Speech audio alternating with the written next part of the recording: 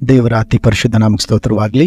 ಪ್ರೇರೆ ದೇವರ ವಾಕ್ಯದಲ್ಲಿ ನಾವು ನೋಡ್ತೇವೆ, ಮತ್ತಾಯನ ಬರೆದ ಸುವಾರ್ತೆಯಲ್ಲಿ 8ನೇ ಅಧ್ಯಾಯದಲ್ಲಿ ಆ ಭಾಗದಲ್ಲಿ ನೋಡುವಾಗ ಯೇಸು ಸ್ವಾಮಿ ಮತ್ತು ಶಿಷ್ಯರು ಅವರು ಆ ದೋಣಿಯಲ್ಲಿ ಸಮುದ್ರ ಮಾರ್ಗದಲ್ಲಿ ಅವರು ಪ್ರಯಾಣ ಮಾಡ್ತಿರ್ಬೇಕಾದ್ರೆ ಯೇಸು ಸ್ವಾಮಿ ನಿದ್ದೆ ಹತ್ತಿ ಒಂದು ಕಡೆ ಮಲಗಿರುವಂತ ಒಂದು ಸಂದರ್ಭದಲ್ಲಿ ಅವಾಗ ಅಲೆಗಳು ಮತ್ತು ಬಿರುಗಾಳಿ ಬಂದು ದೋಣಿ ಮುಳುಗುವ ಹಾಗಾಗ್ತದೆ. ಆ ಸಮಯದಲ್ಲಿ ಶಿಷ್ಯರೆಲ್ಲ ತುಂಬ ಗಾಬರಿಗೊಂಡವರಾಗಿ ಭಯಪಟ್ಟವರಾಗಿ ಅವರು ಬಂದು ಈ ರೀತಿಯಾಗಿ ಹೇಳ್ತಾರೆ, ಸ್ವಾಮಿ, ನಾವು ಸಾಯುವಂಥ ಪರಿಸ್ಥಿತಿಲಿದ್ದೇವೆ, ನಿಮಗೆ ಚಿಂತೆ ಇಲ್ಲವೋ, ನಮ್ಮನ್ನು ಕಾಪಾಡು ಎಂಬುದಾಗಿ ಯೇಸು ಸ್ವಾಮಿಯನ್ನ ಆ ಸಮಯದಲ್ಲಿ ಎಬ್ಬರಿಸುವುದಕ್ಕೆ ನೋಡುವಾಗ ಯೇಸು ಸ್ವಾಮಿ ಈ ರೀತಿಗೆ ಹೇಳ್ತಾರೆ. ಏನಂತಂದ್ರೆ ಅಲ್ಲಿ ನಾವು ನೋಡ್ತೇವೆ 8ನೇ ವಚನದಲ್ಲಿ ಅವರಿಗೆ ಯೇಸು ಸ್ವಾಮಿ ಈ ರೀತಿ ಹೇಳ್ತಾನೆ, ಅಲ್ಪ ವಿಶ್ವಾಸಿಗಳೇ ಯಾಕೆ ಧೈರ್ಯಗೆಡುತ್ತೀರಿ ಎಂದು ಹೇಳಿ ಎದ್ದು ಗಾಳಿಯನ್ನು ಸಮುದ್ರವನ್ನು ಗದರಿಸಿದನು. ಆಗ ಎಲ್ಲವೂ ಶಾಂತವಾಯಿತು. ಆ ಜನರು ಬೆರಗಾಗಿ, ಈತನು ಎಂಥವನಾಗಿರಬಹುದು, ಗಾಳಿಯು ಸಮುದ್ರವೂ ಸಹ ಈತನು ಹೇಳಿದ ಹಾಗೆಯೇ ಕೇಳುತ್ತವಲ್ಲ ಅಂದರು. ಹಾಗಾದ್ರೆ ಯೇಸು ಸ್ವಾಮಿ ನಿಜವಾಗ್ಲೂ ನಿದ್ದೆ ಬಂದಿತ್ತ? ಯೇಸು ಸ್ವಾಮಿ ನಿಜವಾಗ್ಲೂ ನಿದ್ದೆ ಹತ್ತಿ ಅವರು ಅಂಥ ಒಂದು ಪರಿಸ್ಥಿತಿಯಲ್ಲೂ ಭಯಂಕರವಾದ ಬಿರುಗಾಳಿ ಅಲೆಗಳು ಎದ್ದು ಆ ಸಮಯದಲ್ಲಿ ದೋಣಿ ಮುಳುಗುವಷ್ಟು ಆಗುವವರೆಗೂ ಯೇಸು ಸ್ವಾಮಿ ನಿಜವಾಗ್ಲೂ ಅವರು ನಿದ್ದೆ ಮಾಡ್ತಿದ್ರ ಅಂತೇಳಿ ನಾವು ನೋಡೋದಾದರೆ, ಅದನ್ನು ಬಹಳ ಸೂಕ್ಷ್ಮವಾಗಿ ಪರಿಶೀಲಿಸಿ ನೋಡುವುದಾದರೆ ಯೇಸು ಸ್ವಾಮಿ ಆಲ್ರೆಡಿ ಶಿಷ್ಯರ ಜೊತೆಲಿದ್ದರು ಮತ್ತು ಯೇಸು ಸ್ವಾಮಿ ಅನೇಕ ಅದ್ಭುತ ಕಾರ್ಯಗಳನ್ನು ಮಾಡಿದ್ರು ಮತ್ತು ಅನೇಕ ವಿಷಯವಾಗಿ ದೇವರ ರಾಜ್ಯದ ಕುರಿತು, ಅಧಿಕಾರದ ಕುರಿತು ಇವರಿಗೆ ಬೋಧಿಸ್ತಾ ಇದ್ರು. ಆದರೆ ಇವರು ಯಾವ ರೀತಿಯಾಗಿ ಇವರ ರಿಯಾಕ್ಷನ್ ಇರ್ತದೆ ಎಂಬುದಾಗಿ ಯೇಸು ಸ್ವಾಮಿ ಅಲ್ಲಿ ಪರೀಕ್ಷಿಸಿರಬಹುದು.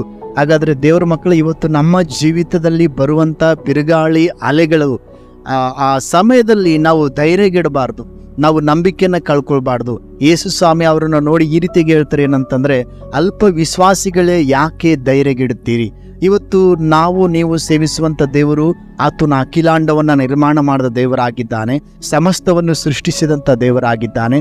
ಇಂಥ ದೇವರನ್ನು ಸೇವಿಸುವಂಥ ನಾವು ಈ ಜೀವಿತವೆಂಬ ಈ ಒಂದು ನಾವೆಯಲ್ಲಿ, ಅಂದರೆ ನಮ್ಮ ಒಂದು ಬಾಳೆಂಬ ದೋಣಿಯಲ್ಲಿ, ನಮ್ಮ ಬಾಳಿನಲ್ಲಿ ಎಷ್ಟೇ ಹೋರಾಟಗಳು ಬರಲಿ, ಶೋಧನೆಗಳು ಬರಲಿ, ಹಿಂಸೆಗಳು ಬರಲಿ, ಹೋರಾಟಗಳು ಬರಲಿ, ಏನೇ ಬಂದರೂ ಕೂಡ ಈ ಬಾಳ ದೋಣಿಯಲ್ಲಿ ಯೇಸು ಇದ್ದಾನೆ. ಅದನ್ನು ಈ ದೋಣಿ ಮುಳುಗು ಹೋಗುವುದಕ್ಕೆ ಬಿಡುವುದಿಲ್ಲ. ಆದರೆ ನಾವು ಯಾವುದೇ ಕಾರಣಕ್ಕೂ ಧೈರ್ಯಗೆಡದೆ ಆ ಒಂದು ಬಿರುಗಾಳಿಯೊಟ್ಟಿಗೆ ನಾವು ಮಾತನಾಡಬೇಕು, ಅಲೆಗಳೊಟ್ಟಿಗೆ ನಾವು ಮಾತನಾಡಬೇಕು. ಕಾರಣ ಈ ನಮ್ಮ ಜೀವಿತದಲ್ಲಿ ಯೇಸು ಇದ್ದಾನೆ, ಯೇಸು ನಮಗೆ ಅಧಿಕಾರ ಕೊಟ್ಟಿದ್ದಾನೆ. ನಾವು ನಿಜವಾಗ್ಲೂ ದೇವರ ಮಕ್ಕಳಾಗಿರುವುದರಿಂದ ಇವತ್ತು ನಾವು ಯಾವುದೇ ಥರದ ಸಮಸ್ಯೆಗಳನ್ನು ನೋಡಿ, ಯಾವುದೇ ಮಾಟಮಂತ್ರವನ್ನು ನೋಡಿ, ಯಾವುದೇ ದೆವ್ವಗಳನ್ನು ನೋಡಿ, ಯಾವುದೇ ಥರದ ಶೋಧನೆಯನ್ನು ನೋಡಿ ನಾವು ಭಯಪಡುವಂಥ ಅವಶ್ಯಕತೆ ಇಲ್ಲ. ಕಾರಣ ಯೇಸು ನಮ್ಮ ಪಕ್ಷವಾಗಿದ್ದಾನೆ, ಯೇಸು ನಮಗೆ ಅಧಿಕಾರವನ್ನು ಕೊಟ್ಟಿದ್ದಾನೆ. ನಾವು ದೇವರ ಮಕ್ಕಳಾಗಿದ್ದೇವೆ. ದೇವರ ಮಕ್ಕಳಂತ ಹೇಳುವಾಗ ಯೋಹಾನ ಬರೆದ ಸುವಾರ್ತೆ 1ನೇ ಅಧ್ಯಾಯ 12ನೇ ವಚನದಲ್ಲಿ ಈ ರೀತಿಗೆ ಹೇಳ್ತದೆ, ಯಾರ್ಯಾರು ಆತನನ್ನು ಅಂಗೀಕರಿಸಿದರು, ಅಂದರೆ ಆತನ ಹೆಸರಿನ ಮೇಲೆ ನಂಬಿಕೆ ಇಟ್ಟರು, ಅವರಿಗೆ ದೇವರ ಮಕ್ಕಳಾಗುವ ಅಧಿಕಾರ ಕೊಟ್ಟನು ಎಂಬುದಾಗಿ ನಾವು ನೋಡ್ತೇವೆ.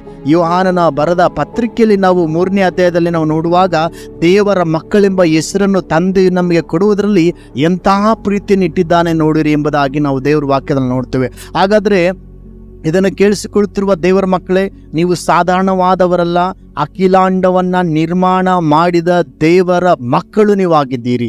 ನೀವು ಯಾವುದೇ ಅಲೆಗಳು ಬಂದರೂ, ಯಾವುದೇ ಬಿರುಗಾಳಿಗಳು ಬಂದರೂ, ಎಂಥದೇ ಪರಿಸ್ಥಿತಿಗಳು ಬಂದರೂ ನೀವು ಭಯಪಡುವ ಅವಶ್ಯಕತೆ ಇಲ್ಲ. ನೀನು ಆ ದೇವರ ಕುರಿತು ಆ ಸಮಸ್ಯೆಗಳೊಟ್ಟಿಗೆ ನೀನು ಮಾತನಾಡಬೇಕಷ್ಟೇ. ಯೇಸು ಸ್ವಾಮಿ ಹೇಳಿದ್ರು ಏನಂತಂದರೆ, ನೀವು ನಂಬಿಕೆಯಿಂದ ಈ ಬೆಟ್ಟದೊಟ್ಟಿಗೆ ನೀವು ಮಾತನಾಡುವುದಾದರೆ ಅದು ಬೇರು ಸಮೇತವಾಗಿ ಕಿತ್ತುಕೊಂಡು ಹೋಗಿ ಸಮುದ್ರದಲ್ಲಿ ಬೀಳುವುದು ಎಂಬುದಾಗಿ. ಮತ್ತು ಬಹಳ ಜನರು ಸಮಸ್ಯೆಗಳನ್ನು ತಂದು ದೇವರೊಟ್ಟಿಗೆ ವಿವರಣೆ ಮಾಡ್ತಾರೆ, ಆದರೆ ದೇವರು ಯಾರು ಅಂತೇಳಿ ಸಮಸ್ಯೆಗಳ ಒಟ್ಟಿಗೆ ವಿವರಣೆ ಮಾಡುವುದಿಲ್ಲ. ದೇವ್ರ ಮಕ್ಕಳೇ, ನಿಮ್ಮ ಸಮಸ್ಯೆನ ತಂದು ದೇವರ ಬಳಿಯಲ್ಲಿ ವಿವರಿಸಬೇಡ್ರಿ, ಸಮಸ್ಯೆಗಳ ಬಳಿಯಲ್ಲಿ ಹೇಳ್ರಿ ನನ್ನ ದೇವರು ಯಾರು ಎಂಬುದಾಗಿ. ಒಂದು ದಿವಸ ಒಬ್ಬ ಡಿಸ್ಟ್ರಿಕ್ಟ್ ಕಲೆಕ್ಟರ್ ಮಗಳು ಬೆಳಿಗ್ಗೆ ಎದ್ದು ಜಾಗಿಂಗ್ ಹೋಗ್ತಾ ಇದ್ಲಂತೆ. ಹೋಗ್ತಿರ್ಬೇಕಾದ್ರೆ ಆ ಜಾಗಿಂಗ್ ಹೋಗುವ ಸಮಯದಲ್ಲಿ ಕೆಲವು ಪೋಖ್ರಿ ಹುಡುಗರು ಬಂದು ಆಕೆಯನ್ನು ಚುಡಾಯಿಸುವುದಕ್ಕೆ ಪ್ರಾರಂಭ ಮಾಡ್ತಾರೆ. ಆ ಸಮಯದಲ್ಲಿ ಆಕೆ ಏನು ಅನ್ನದೇ ಅಳ್ತಾ ಮನೆಗೆ ಬರ್ತಾಳೆ. ಮನೆಗೆ ಬಂದು, ಡ್ಯಾಡಿ, ನಾನು ಈ ರೀತಿಯಾಗಿ ಬೆಳಗ್ಗೆ ಜಾಗಿಂಗ್ ಹೋದಾಗ ಅನೇಕ ಪೋಖ್ರಿ ಹುಡುಗರು ಬಂದು ನನ್ನನ್ನು ಚುಡಾಯಿಸುವುದಕ್ಕೆ ಪ್ರಾರಂಭ ಮಾಡಿದ್ರು ಅಂತೇಳಿ ಬಹಳ ದುಃಖದಿಂದ ಅಳ್ತಿರ್ಬೇಕಾದ್ರೆ ತಂದೆ ಅದನ್ನು ನೋಡಿ ಏನು ಹೇಳ್ತಾನಂದ್ರೆ ಆ ಮಗಳನ್ನೇ ಗದರಿಸ್ತಾನೆ. ಯಾಕೆ ಅಂತಂದ್ರೆ, ನಾನೊಬ್ಬ ಜಿಲ್ಲಾಧಿಕಾರಿ, ನೀನು ಅವರೊಟ್ಟಿಗೆ ಯುದ್ಧ ಮಾಡುವ ಅವಶ್ಯಕತೆ ಇಲ್ಲ, ನಾನು ಯಾರು ಮಗಳು ಅಂತೇಳಿ ನೀನು ಅವರ ಹತ್ರ ವಿವರಿಸಬೇಕಾಗಿತ್ತು ಅಷ್ಟೇ. ಆವಾಗ ನನ್ನ ಹೆಸರು ಕೇಳಿದ ತಕ್ಷಣ, ನನಗಿರುವ ಅಧಿಕಾರವನ್ನು ಅವರು ಕೇಳಿದ ತಕ್ಷಣ ಅವರು ಭಯ ಪಡ್ತಿದ್ರು ಎಂಬುವಂಥ ಮಾತನ್ನು ತಂದೆ ಮಗಳಿಗೆ ಹೇಳುವುದನ್ನು ನಾವು ಗಮನಿಸ್ತೇವೆ. ಹಾಗಾದರೆ ದೇವರ ಮಕ್ಕಳೇ, ಇವತ್ತು ಯಾವುದೇ ಥರ ದುರಾತ್ಮ, ಯಾವುದೇ ಥರದ ಮಾಟಮಂತ್ರ, ಯಾವುದೇ ಥರದ ಶೋಧನೆ, ಯಾವುದೇ ಥರದ ಕಷ್ಟ ಇವತ್ತು ನಮ್ಮನ್ನು ಎದುರಿಸುವುದಕ್ಕಾಗೋದಿಲ್ಲ. ಕಾರಣ ನಾವು ಸಾಕ್ಷಾತ್ ದೇವರ ಮಕ್ಕಳಾಗಿದ್ದೇವೆ. ಇವತ್ತು ಸಮಸ್ಯೆಗಳನ್ನು ತಂದು ನಾವು ದೇವರ ಬಳಿಯಲ್ಲಿ ವಿವರಿಸೋದಲ್ಲ, ನಮ್ಮ ದೇವರು ಯಾರು ಎಂದು ಸಮಸ್ಯೆಗಳ ಬಳಿಯಲ್ಲಿ ವಿವರಿಸುವಾಗ ಎಲ್ಲವೂ ಶಾಂತವಾಗುವಂಥದ್ದಾಗಿದೆ, ಎಲ್ಲ ಪರಿಸ್ಥಿತಿಗಳು ಅದು ಬದಲಾಗುವಂಥದ್ದಾಗಿದೆ. ಇವತ್ತು ನಿಮ್ಮ ಜೀವಿತದಲ್ಲಿ ಎದ್ದೇಳುವ ಯಾವುದೇ ಥರದ ಅಲೆಗಳಿಗೆ ನೀವು ಮಾತನಾಡ್ರಿ, ನನ್ನ ದೇವರು ಭೂಮಿ ಆಕಾಶಗಳನ್ನು ಉಂಟು ಮಾಡಿದವನು, ನನ್ನ ದೇವರು ಸಮುದ್ರವನ್ನು ವಿಭಾಗ ಮಾಡಿದವನು, ನನ್ನ ದೇವರು ಬಂಡೆಯಿಂದ ನೀರನ್ನು ಕೊಟ್ಟ ದೇವರು, ನನ್ನ ದೇವರು ಅಖಿಲಾಂಡವನ್ನು ನಿರ್ಮಿಸಿದ ದೇವರು ಎಂಬುದಾಗಿ ನೀವು ಸಮಸ್ಯೆಗಳೊಟ್ಟಿಗೆ ಮಾತನಾಡುವಾಗ ಸಮಸ್ಯೆಯು ನಿಮ್ಮ ಮಾತನ್ನು ಕೇಳುವಂಥದ್ದಾಗಿದೆ, ಸಮಸ್ಯೆಯು ನಿಮ್ಮನ್ನು ನೋಡಿ ಭಯಪಡುವಂಥದ್ದಾಗಿದೆ, ಮಾಟ ಮಂತ್ರ ನಿಮ್ಮನ್ನು ನೋಡಿ ಭಯಪಡುವಂಥದ್ದಾಗಿದೆ, ಎಲ್ಲ ದುರಾತ್ಮಗಳು ನಿಮ್ಮನ್ನು ನೋಡಿ ಭಯಪಡುವಂಥದ್ದಾಗಿದೆ. ಯಾವಾಗಂದರೆ ಆ ಸಮಸ್ಯೆ ಬಳಿಯಲ್ಲಿ ಹೋಗಿ ನಿನ್ನ ದೇವರ ಬಳಿಯಲ್ಲಿ ನೀನು ವಿವರಿಸುವವನಾಗಿರಬೇಕು. ಶಿಷ್ಯರು ಬಂದು ಹೇಳಿದರು, ಶಿಷ್ಯರು ಬಂದು ಸಮಸ್ಯೆಯನ್ನು ವಿವರಿಸ್ತಿದ್ದಾರೆ, ಸ್ವಾಮಿ ನಾವು ಮುಳುಗುತ್ತಾ ಇದ್ದೀವಿ ಅಂತೇಳಿ. ಆದರೆ ಯೇಸು ಸ್ವಾಮಿ ಅವರಿಗೆ ಹೇಳ್ದ, ಅಲ್ಪ ವಿಶ್ವಾಸಿಗಳೇ ಯಾಕೆ ನೀವು ಧೈರ್ಯಗೆಡುತ್ತೀರಿ ಎಂಬುದಾಗಿ. ಹಾಗಾದರೆ ಇವತ್ತು ನೀವು ಧೈರ್ಯಗೆಡ್ತಾ ಇದ್ದೀರಾ? ಧೈರ್ಯಗೆಡಬೇಡ್ರಿ. ಇವತ್ತು ನೀವು ಸೇವಿಸುವಂಥ ದೇವರು ಆತನು ಜೀವವುಳ್ಳ ದೇವರಾಗಿದ್ದಾನೆ.